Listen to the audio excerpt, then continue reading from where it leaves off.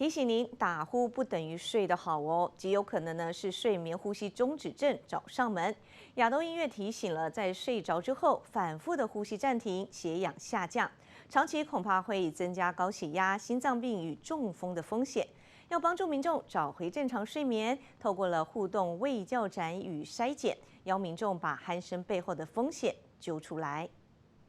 根据统计，台湾患有阻塞型睡眠呼吸中止症的盛行率约为5%到10%，超过150万人。亚东医院指出，不少人以为打呼代表睡得熟，但如果伴随呼吸突然停住，白天嗜睡、精神不济，就要小心睡眠呼吸中止症上升。因为其实，在呼吸中止症来讲，它会刺激我们的交感神经，因为你的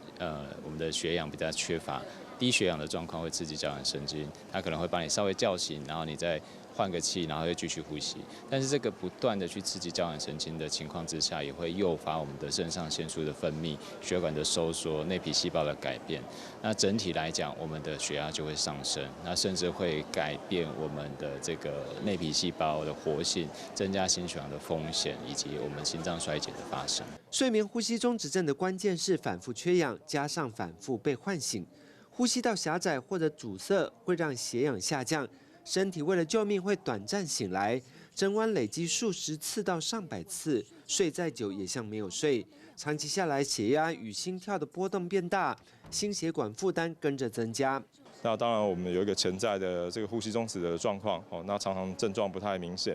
那简单的检视自己的一个睡眠健康来讲的话，比如说美国心脏科医学会建议7到9个小时。那第二个就是说，你上床睡觉还有起床时间，这个误差不要再超过1个小时以上哦。比如说今天晚上10点睡，第二天变半夜12点才睡觉，这大家都不是理想的一个睡眠的状况。那第三个就是说，早上起床的时候会建议要有一定的一个阳光的一个照射哦，大约半个小时，这对于整体的睡眠健康其实绝对会有很大的帮忙。医师提醒，严重打鼾、白天常想睡、血压难控，甚至开车等红灯会打瞌睡，都该尽快的评估。治疗可以从控制体重、避免睡前饮酒做起，把呼吸问题处理好，很多人睡眠跟精神会一起回来。